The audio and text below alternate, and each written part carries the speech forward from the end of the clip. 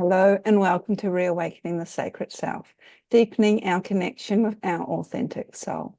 But we have gathered together Indigenous elders, wisdom keepers, spiritual teachers, healers, and inspirational speakers to share their wisdom and insights as to how we can integrate our spiritual practices more deeply into our everyday lives, thus deepening our connection with our authentic soul. My name is Frances Billinghurst, your host for and the creatrix of this event, and I'm coming to you from Kaurna country here in South Australia. As such, I acknowledge the Kaurna people of the Adelaide Plains as being the traditional custodians of these lands upon which I reside. So mani ngā padne, everyone. Thank you for joining me. I'm very excited about our next guest, and I would like to welcome Geraldine Moorkens Byrne to this event. So thank you, Geraldine, for being part. Thank you, Frances. I am very excited to be here and delighted to join you today. Likewise. So for anyone who's not familiar with her work, Geraldine is an award-winning poet, an educator, and a writer from Dublin, Ireland. She teaches classes in Irish folk magic and traditions through the Irish Pagan School. And her book, and I hope I'm pronouncing this correct, Triorc, Kiel? Is that correct? No, no, Oh, no, not a bad attempt, not a bad attempt. The first word is driocht. Triorc. Irish word for magic is drí, and then in this context, it's driocht ceol, and the word ceol means music. So it literally translates as music magic. So driocht ceol. Thank you very much for that, Geraldine. Triorc. Oh, I'm going to have to start practicing that a little bit better. So her book, Triorc, is going to be published by Moon Books Pagan Portals in early next year. And this is what I'm really excited about, because it is an in-depth study into the ancient practice of using sound energy, so music and the word, in Irish magical traditions. And naturally, Geraldine's presentation for us today is sound energy in everyday practice, using the ancient power of words and music to tune into the landscape and create connection, which I think we all need to do today. So Geraldine, first, thank you for correcting me on my very bad Irish. And I would Not like at to all. begin, and I'd like to begin our discussions by first having you share maybe a little bit more about your background and what led you to maybe explore the folk magic within your own country, and in particular, its connection with sound energy. Well, I owe most of it to my parents and grandparents and great grandparents. And I'll tell you, literally, my father was a very, very well-known luthier and repairer and restorer of musical instruments. So was his father and his father. So I was the fourth generation to run our family music shop. It was called Charlie Byrne's in Stephen Street in Dublin 2. And it was a very famous little building and very much part of the cultural landscape of Ireland through the years. And my dad was also very interested in folk magic and folk traditions. He came from a family that was very much story oriented, music oriented, and he passed a love of that on to all of us. And particularly for me, it was something I resonated with hugely.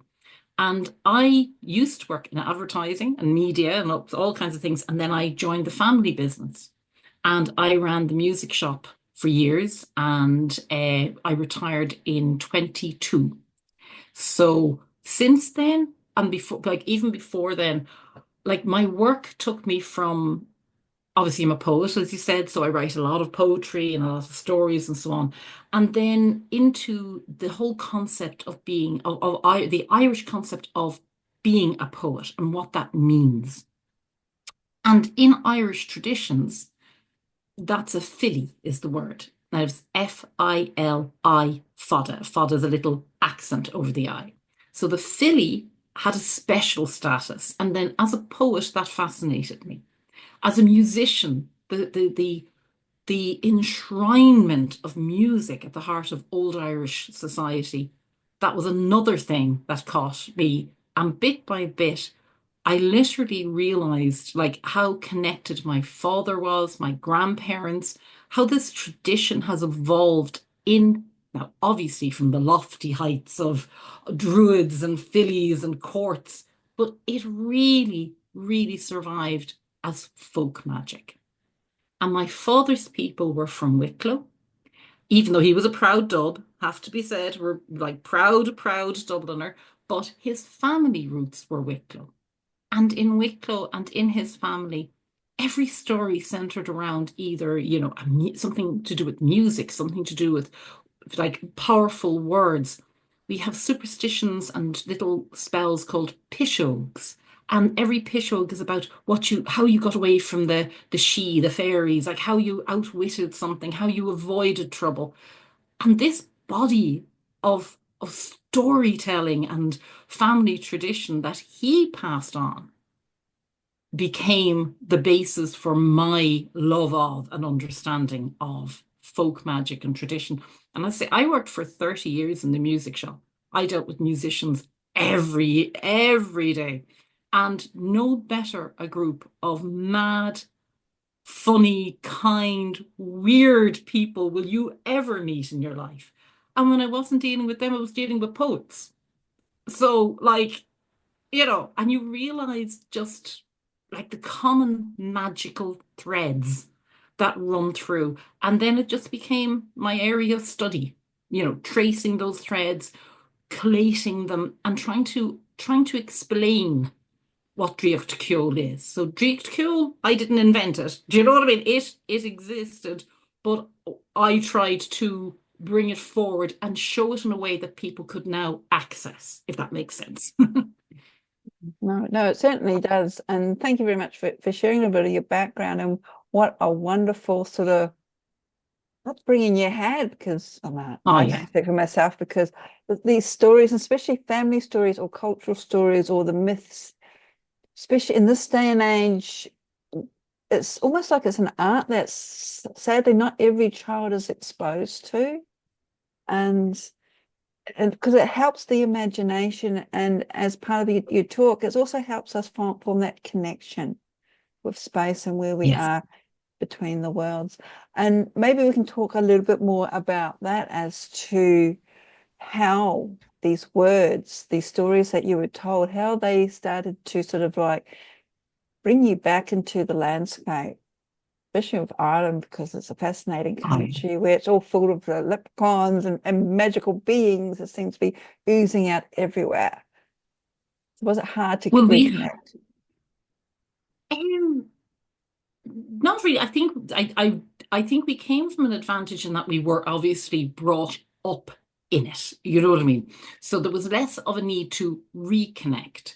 But what there was and something I find now, like I deal with a lot of people who are trying to reconnect, who are coming from outside trying to find a connection, whether it's to Ireland or to their own area. You know what I mean? Dríocht Ceol and the techniques involved in it are relevant. You know what I mean? It doesn't matter. You don't have to be Irish. You don't have to, it's about connecting to where you are. But I think growing up with it's not just in our families, but it's in our society. Ireland as a society has always venerated poetry, has always like made an exception for musicians, has always made space for that kind of creative sound energy. And we have a huge tradition of it culturally. So you have people singing and playing and orating, but we have it politically. And the two meshed together where you have that like a rebellion that gave us our freedom actually found its root in words. That's where it started with words and poetry. And people literally, I suppose, reformed an idea of Irishness and what it meant to be Irish, not part of Britain, but Irish, by recalling our ancient past, by writing stories about it, by poetry. rebellion, rebel songs, fighting songs, get the blood up, get people going. All of these things play a part. So we've grown up in a society where all of this is constant. It surrounds us. Children do music in schools. It's very much accessible. I meet a lot of people outside Ireland who are like, oh, I couldn't do music. I never had access to, oh no, that wouldn't be for me. And I think most Irish children have some access to it. It's much more like expected that you would, do some music or get involved. The same with words, poetry, literature. There isn't quite the same gatekeeping that you might get outside. So that's the background. That's the kind of the atmosphere of it. When it comes to the land, our land was taken from us. Our land was colonized. Our land was abused. And our culture was severed. It was literally severed in two. There's like a pre and an after, So there's where our reconnection comes in. Our need to actually reclaim that land. And I mean it in a spiritual way, in a magical way. Not like, yes, we own it now, but is it part of us in the way that it should have been if it hadn't been broken? And that's where our reconnection is, if that makes sense. That we have to lean into how we feel about our land and our culture and our heritage, and also make space for new things and growth. So yeah, that's for me, that's where the reconnection is. No, so it's wonderful. It's given me a little bit of food for thought because, so it's like where I am, for example, as I mentioned at the beginning, I'm on Ghana country, and I've always felt like I'm a stranger in a strange land, that this isn't my land, even though I've lived here for such a long period of time. And I think through, as you were saying, the myths and stories, especially from your history and your lineage and your DNA, that helps you to connect with the land. So while I'm not trying to either supersede the Ghana people here, it's Yes. through listening to their stories and then looking at my own stories, then I can feel a little bit of, so almost like a blending for me and me only. But the Yes. land is still the land, and that's the most important thing, is regardless of who you are or where you are, it is that connection back to. Yeah. It starts with respect. And that's the first principle that even in the book now, when you teach anybody about Dríocht Cúil, one of the first ideas in Dríocht Cúil is that in Irish traditions, like magic is a natural energy. It's not like this thing that you invoke from gods or you draw down. It is literally an energy, and it comes mainly from the landscape, is where we would feel it in this reality. So Dríocht Cúil teaches first to sit, to listen. Isteach, take in, take in. And Isteach means literally inside. So you're bringing everything into you.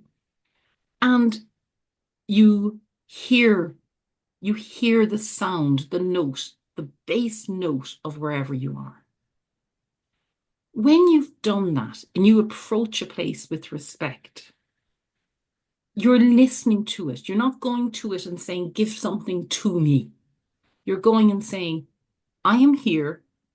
Who are you? What are you? And sometimes you'll be told to go away. Not every place is for us. The wild energy belongs with the wild energy. And if you're not welcome, you're not welcome. You walk away. But a lot of the time, when you're respectful and you sit and you listen and you hear that note and you try and literally, like you're a tuning fork, you try to attune to that note. You try to hear it and feel it in your. Imagine a big bass drum, like right up against your. You feel it in here. When you do that, that's when you know what the land. That's when you're talking to the land. That's when you're hearing the land. It it is complicated. When again, as you say, like when you're not necessarily sitting there with a load of DNA and history, but on the other hand, you have your history and your connection with it. And the land in general requires respect. When you sit and you listen and you feel, that's the first connection. And it's respectful. Then you can build on that, but you can't build on a relationship that doesn't start in respect. We have many people living here now whose families aren't from here, whose parents maybe not even from here, but they're Irish and they are entitled to the land, and the land is for them and of them. And you see, generally speaking, like these people will come to connection with Irish culture with more respect than we do. You know what I mean? More respect than anybody. And when that happens, you see it open. You can feel it open because they're hearing the stories, they're listening, they're taking in. So whether it's literally the land or it's the culture at large, the moment you literally, and I often say to people, the moment you shut up, and we find it very hard to shut up, but you know what I mean? The moment you shut up and you listen, that that alone is respect. You are showing respect and you're acknowledging that this is something you're the one asking.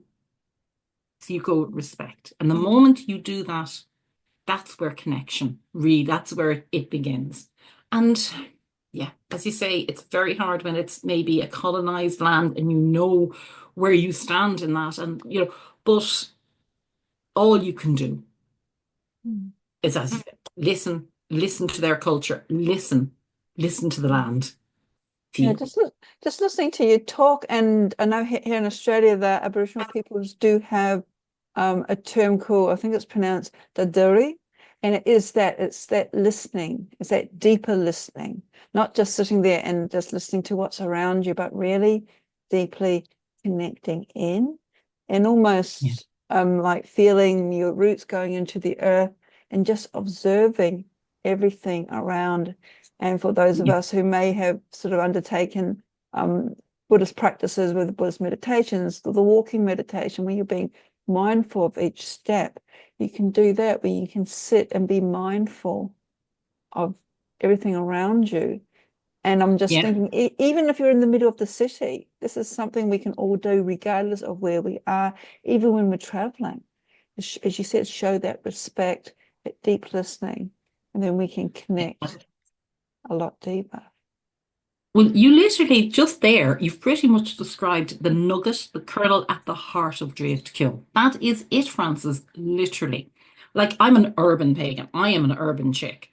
Love visiting the country, but I'm a city girl. I'm a Dubliner too. You cut me in half, I'm like Joyce, Dublin's written here. Like, I am a Dubliner. But the city is filled with energy, beautiful energy. We've two concepts in Irish. Brie is the concept of wild energy.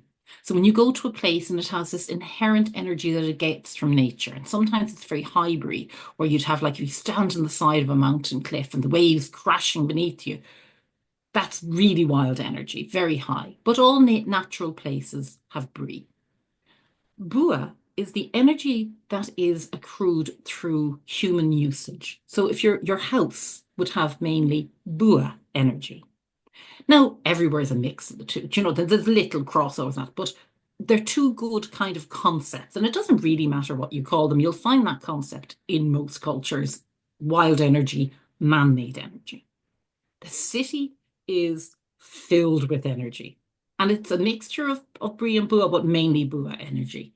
And when you're in a bus or in a crowd, when you can attune to that note, that sound, that feeling, as you say, be extremely mindful and open to that sound energy around you, you can, it has so many effects. I mean, you can make yourself feel better and safer in a crowd. I'm quite neurodivergent myself. I deal with a lot of people who come to Drift Kill because they are extremely sensitive to sounds.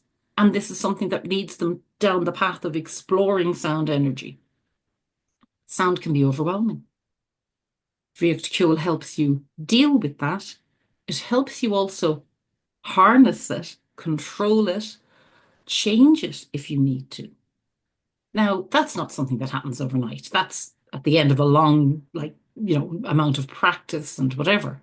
But even knowing that the energy of the place where you are, the bus, the crowd shopping, the Christmas crowds out in the market and they're all pushing, being aware of that can help you, as I say, cope with it, but also help you understand it. You can feel the shift in a crowd. You can feel the energy of a crowd.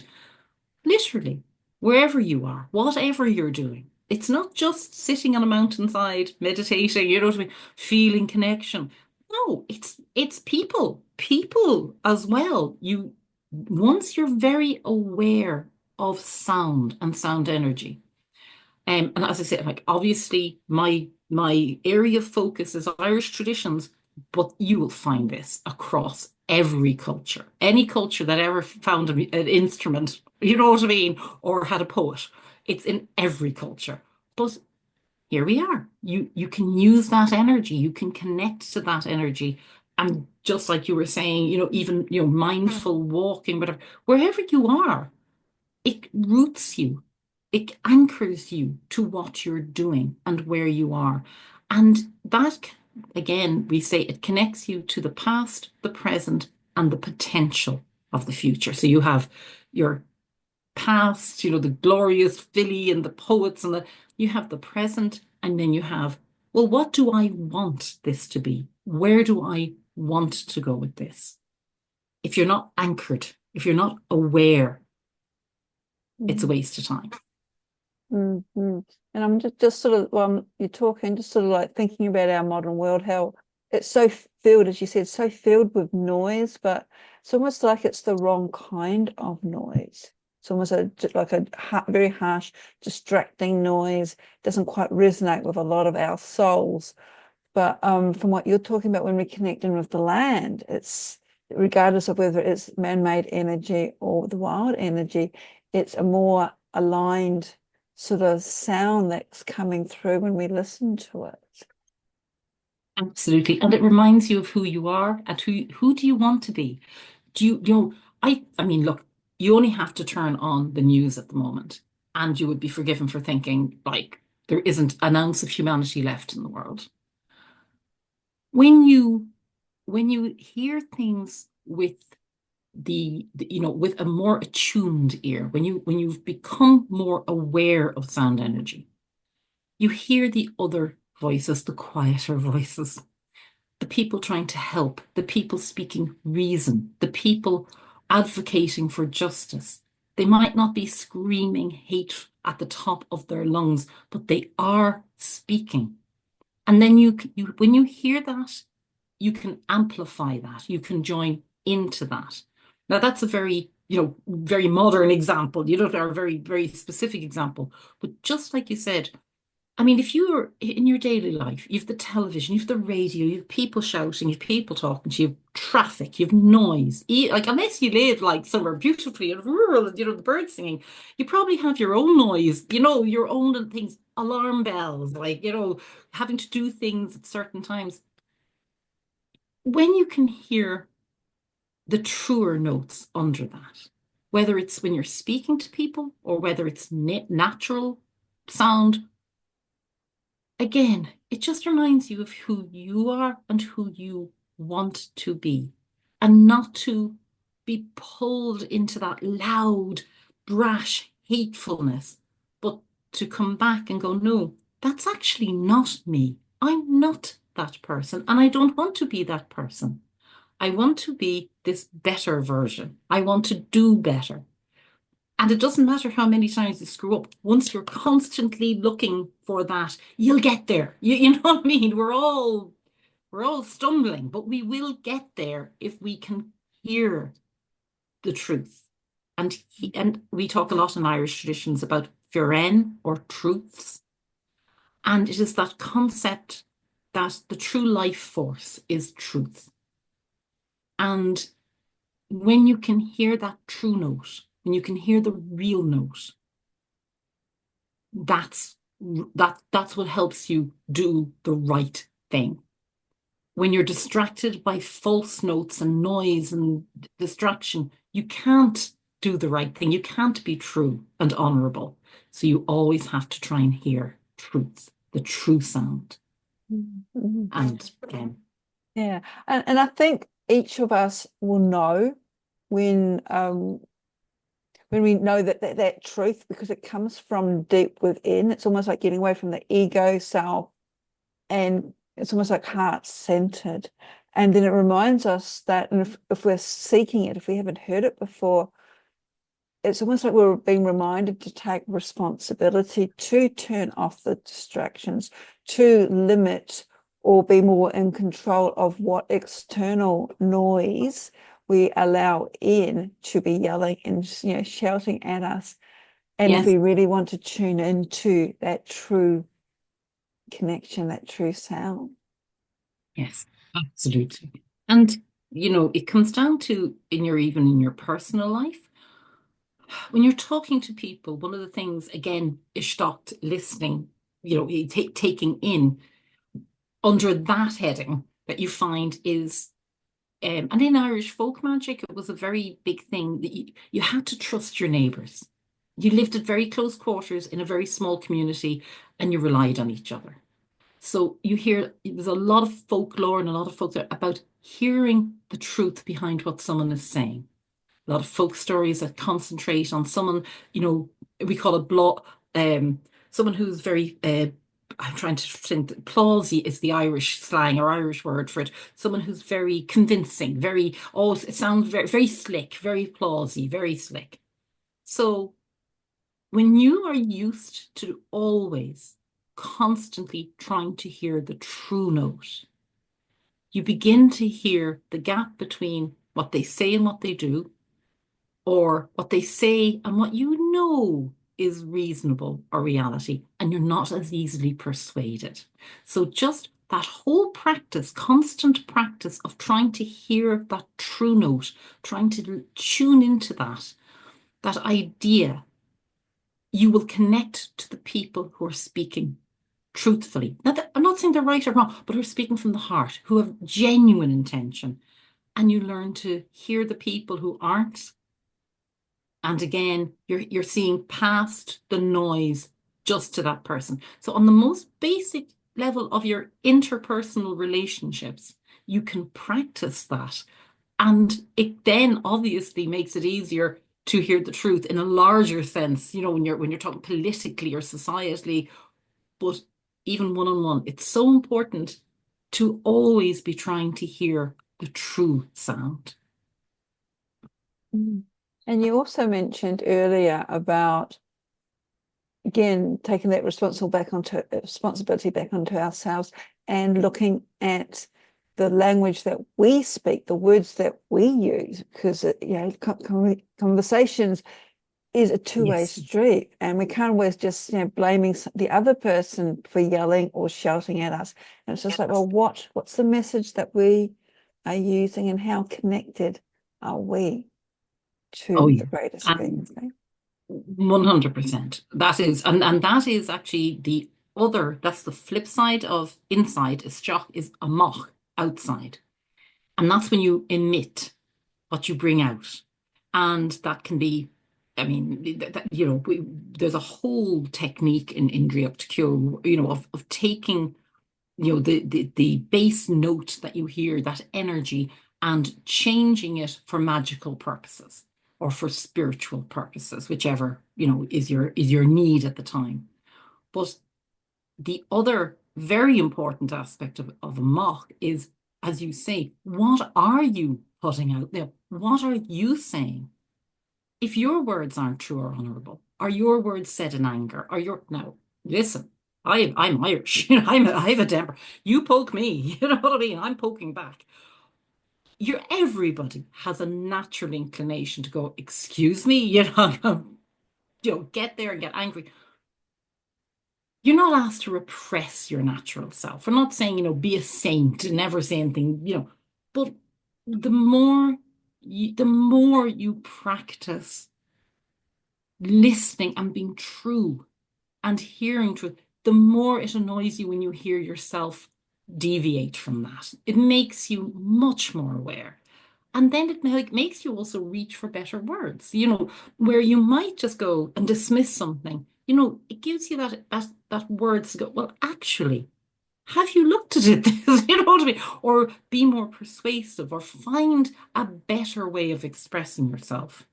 And again, it's practice. But absolutely, the once you start, the that whole benefit just keeps accruing because you become mindful of yourself and what you're doing. You can't control other people, but you can control yourself. And you become mindful of how you do it and what you say and what you put out there. And then again, we're talking about, connectivity.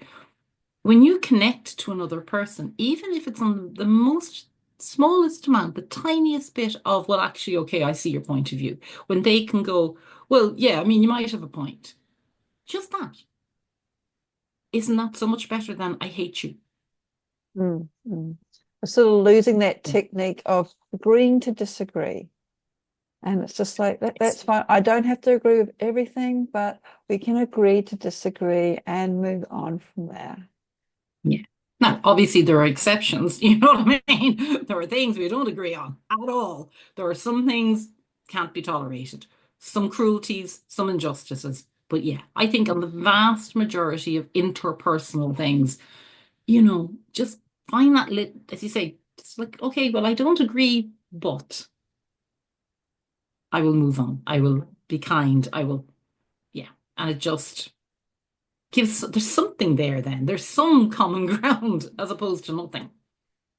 Yes, oh, that's wonderful, Geraldine. There's a lot, I think, that you've shared with us already that we can sort of think about and said how we not only, especially in this day and age where everything's communications, and it's not just our spoken word, it's also our written word, the text messages, the emails, things like even on Mhm. social media to think and breathe before you send off that reply. Do you really need to respond to somebody? It's everything. It's all the sort of language and communication.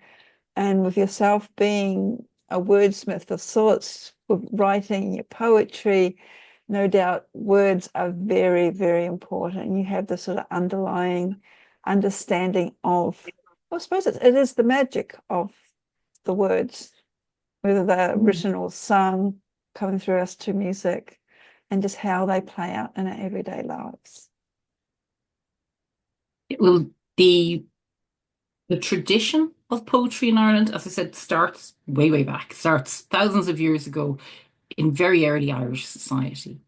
And the poet was given a very particular place in society because words were powerful and words had magic. And it wasn't because, they're great, everybody was such a, literary fan. It's literally they were accorded that position because we believed words have magic. And that, as I say, over the years through political upheavals and invasions and so on, that became part of folk magic, where the idea of a word, we have hexing, we have the glamdicken, the hard word, we have all kinds of traditions surrounding words, we've healing words, these things are so important. And what came along with that was a sense of responsibility. So the poet in ancient times, the filly, could punish. He could speak, as we would say now, speak truth to power. He could speak to the king, didn't matter. And he could accuse the king. He could say, you have lied. And if the filly was true, if he was right, it was believed that 3 blemishes would come up on the king's face. Now, there's variations on that in different sagas and so on, but that's the basic idea, that there would be a physical manifestation that the king had lied, that he was unworthy. But if that was an unjust attack, it would come up on the poet. So the idea of words having this responsibility, this power, this weight, that they could be used to bring justice, or they could be used to, actually punish someone unjustly, and, that was wrong. All of these things filtered down to us. So for me as a poet, For me, poetry is trying to express as much truth as possible in as fewest words, in the most elegant use of words that you can. So you're trying to convey huge things as neatly as possible. But I Mm. think in terms of Dríocht and magic and so on, it is literally that understanding. As if words are terribly powerful, and how you speak to somebody can have a profound effect on them, but it also has a profound effect on you.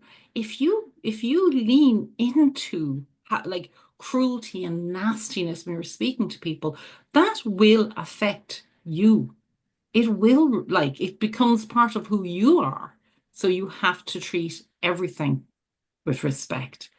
We Mm. use music, we use nonsense words, we use sound energy, but when it comes to what we do, like even a non-verbal thing, if someone is speaking and you snort, or you, you could destroy their self-confidence. You're implying that they're a liar, you're dismissing them as boring. Everything that you do, that you put out, has an effect.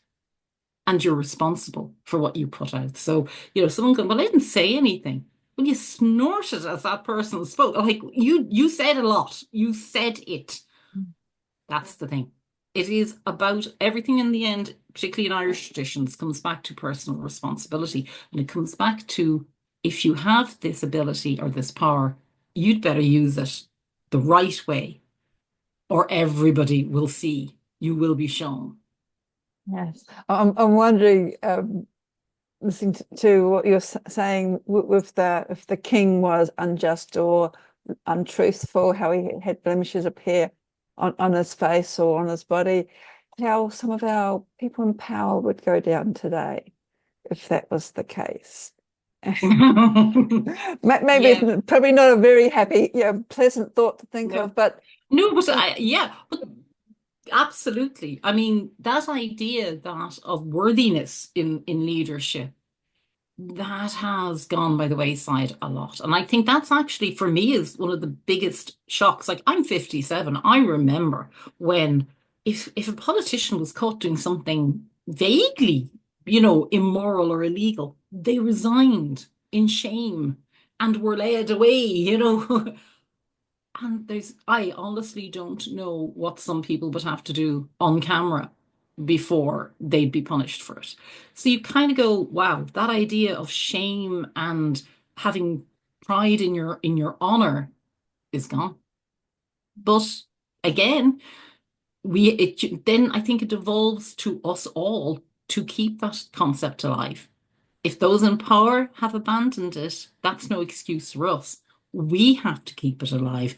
And then we have to pass it on. And then we have to see a better generation come after us, yes, because I kind of definitely. give up on the current generation of politicians. But it's like the stuff we really need to be the change that we want in the world, that we need to sort of Yeah. step up and also Yes. hold those in place of power accountable.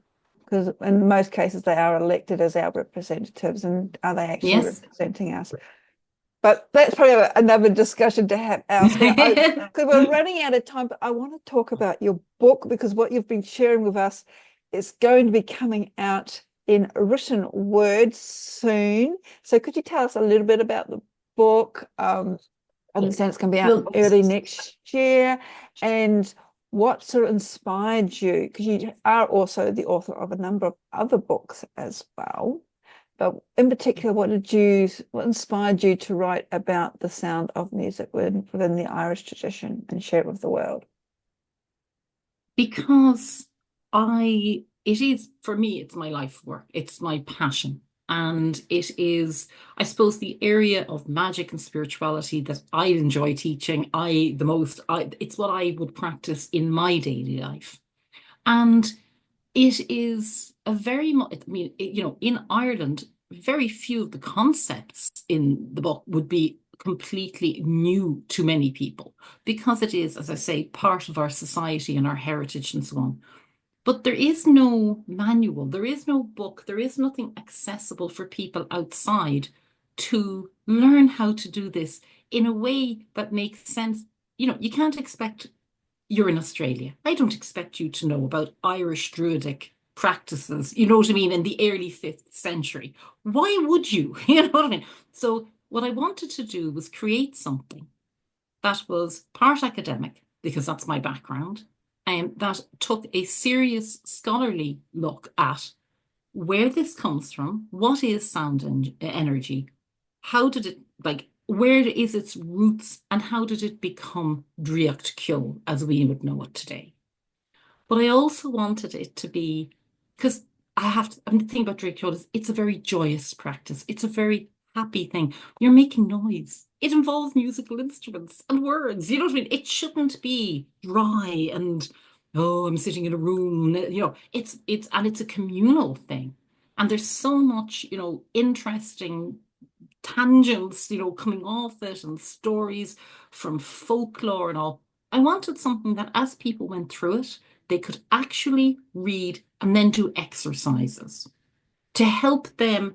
Oh, she's talking about this concept, right? And here are exercises that I can do to do this. So that by the time they got to the end of the book, they have a body of practice. Simple, straightforward stuff to start with, and then at the end, there's more complicated, complex things. But that they can go, I understand this very large area called Drift Kyo, and I now have a nucleus to start from. I have a foundation. Where that takes you, who knows? You know what I mean? That's up to you. But that you have a good, culturally, like, respectful, grounded understanding of where it comes from. And then you can build your practice on it. So based a lot on feedback from students of my classes, based a lot on questions I get asked, based a lot on, like, things people have asked me to do. So, kind of half academic, half practical. Oh, it sounds wonderful. Sounds wonderful. And as I said, it will be out early next year, 2026. And other things that you have happening, are they all on your website, which I understand is celebratingwords.com? Or do you do other things as well? Because I did mention very briefly that you are the author of other books. Would you like to tell us a little bit more about some of the other books that you have written and that you've produced? Well, I produced my full collection of poetry that I have published and has been published in other formats over the years, called Dreams of Reality. And that's available everywhere. That's like my name, Geraldine Moorkens Byrne. So I was very proud of that. That actually came out last year, and to be honest with you, surprised me. It did far better than I had any expectation of. So that came out through PPP Publishing in Ireland. But I also I write cozy mysteries and traditional murder mysteries. That's my hobby. And I write the Caroline Jordan mystery series, and I write the Music Shop mysteries. But then under a pen name, Nina Hayes, Hayes, I write the Old Bat Chronicles, and they are the best fun to write. They are a series of books set in Dublin about old women who are Banfassa, Irish traditional wise women who live in a suburb in Dublin and who solve crime and save the day using their very special skills. And they're filled with Irish folk magic and folk traditions, and I explain them, So they're light-hearted things for people who might, have a little interest in Irish folk magic, who'd like to read something, non-academic, non-serious, but pick up a little bit along the way and have some fun. That sounds wonderful. They're wonderful. And again, they will all be on the website where people can They check are, them yes, out. absolutely. Right. And you can buy them through all the normal channels. That's wonderful. Well, Geraldine, we are almost running out of time. So just before we go, I'm just wondering if you have anything like a parting message for our audience to sort of help them as we go through these challenging times at the moment. Is there anything to sort of wrap it up and that Yeah. you'd like to share? My current mantra is that joy is resistance. Every time you find joy in something, play that music. Now, listen to me, you don't have to have an ounce of talent. I don't care. If you're tone deaf, it doesn't matter. if you can't string two words together, but you want to put a little poem together, go out and do it. Create. The biggest act of resistance we can do right now is create, be joyful, connect to other people. And the other thing is, they're trying to erase stories. They're trying in many parts of the world to pretend that women didn't contribute, to pretend that non-white people didn't contribute, to pretend Indigenous peoples, don't contribute. Their histories are under attack. Your job, if you can, record those histories. Don't rewrite them. That's not your job. Record the people. Record their versions. Buy that book by that Black author or that Indigenous author. Or buy the thing. Support them. Save it until it can be re-established where it belongs, back in the center, back for everyone to enjoy. So resist, be joyful, and listen, preserve those histories, preserve your own history, preserve their histories, so that when all of this passes, and it will pass because it always passes, we can put the truth back center stage and we can look at ourselves and go, well, we helped save that. We kept that. We made that viable. That's our job right now. Oh, no, that's fantastic. Very much. Thank you very much for reminding us of our responsibility to keep the words going, keep the stories out there in the original sense. So, Geraldine, thank you very much for sharing your wisdom with us today. It's been absolutely Thank you so much, Frances. I've so enjoyed talking to you. And for everybody who's watching this, again, to find out more about Geraldine's work, to find about her back chronicles, please check out the link below this recording. And Natalia, I hope you have enjoyed On this. that. And we will see you again soon. Blessings.